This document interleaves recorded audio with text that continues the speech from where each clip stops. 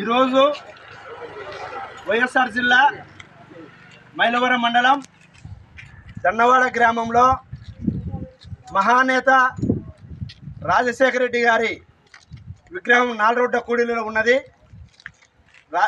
దివంగత మహానేత రాజశేఖర రెడ్డి గారు పుట్టినరోజు ఈరోజు 77 సంవత్సరాలు. ఆయన పుట్టినరోజు వేడుకలు మన అందరి సమక్షంలో జరుపుకుంటున్నాము.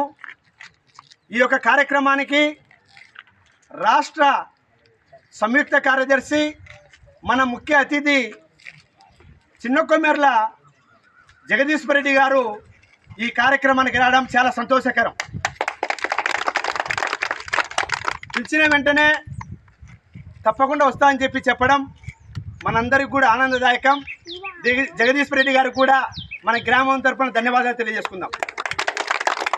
మహానేత రాజశేఖర రెడ్డి గారు 2004లో ముఖ్యమంత్రి అయిన తర్వాత అనేకమైనటువంటి గొప్ప సంక్షేమ కార్యక్రమాలు, అభివృద్ధి కార్యక్రమాలు చేశారు. ముఖ్యంగా మనము ఆరోగ్యశ్రీ, రైతులకు ఉచిత కరెంటు, అలాగే ఫీజు రియంబర్స్మెంటు, ఇలా చెప్పుకుంటూ పోతే గండికోట ప్రాజెక్టు, మన ప్రాంతంలో జిఎన్ఎస్ కెనాల్, దాల్మియా ఫ్యాక్టరీ, ఈ ప్రాంతానికి సంబంధించే అనేకమైనటువంటి సంక్షేమ కార్యక్రమాలు, అభివృద్ధి కార్యక్రమాలు చేశారు. మనం చూస్తున్నాం ఇక్కడ జిఎన్ఎస్ఎస్ కెనాల్ మనకు రావడం వలన మన గ్రామము 2 పంటలు బ్రహ్మాండంగా పండించుకుంటున్నారు. ముఖ్యంగా అక్కడ పోతిరెడ్డిపాడు అయితేనేమి, గోరుకల్లు, అవుకు రిజర్వాయరు, అలాగే గండికోటకు నీళ్లు పోతున్నాయి.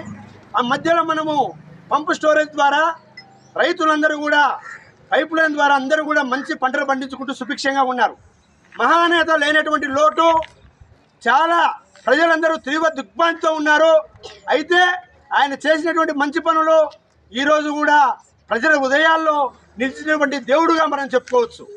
ఈరోజు ఈ కార్యక్రమం మన మాజీ ముఖ్యమంత్రి జగన్మోహన్ రెడ్డి గారి ఆదేశం మేరకు, అలాగే మన ఎంపీ అవినాష్ రెడ్డి గారు, ఎమ్మెల్సీ రామసుబ్బారెడ్డి గారి ఆధ్వర్యంలో ఈరోజు మనం ఈ యొక్క కార్యక్రమం జరుపుకుంటున్నాం.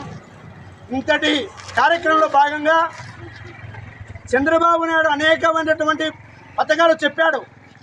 2024లో అబద్ధాలు చెప్పి సూపర్ 6 అన్నాడు, డ్వాక్రా మహిళలకు రుణమాఫీ అన్నాడు, మహిళలకు 18,050 రూపాయలు అన్నాడు, అలాగే మహిళలకు ప్రతి నెల 1,500 రూపాయలు ఇస్తాం 18 ఏళ్ళ నుంచి 59 సంవత్సరాలకు అన్నాడు.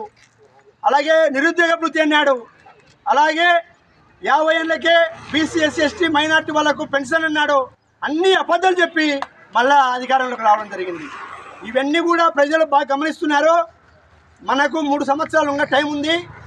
ఆ రోజు మళ్ళీ మన జగన్మోహన్ రెడ్డి గారు మంచి బంపర్ మెజార్టీతో ముఖ్యమంత్రి అవుతాడు. ఎమ్మెల్సీ రామసుబ్బారెడ్డి గారిని బ్రహ్మాండంగా ఎమ్మెల్యేగా గెలిపించుకుందాం. అవినాష్ రెడ్డి గారిని ఎంపీగా గొప్ప మెజార్టీతో గెలిపించుకుందాం.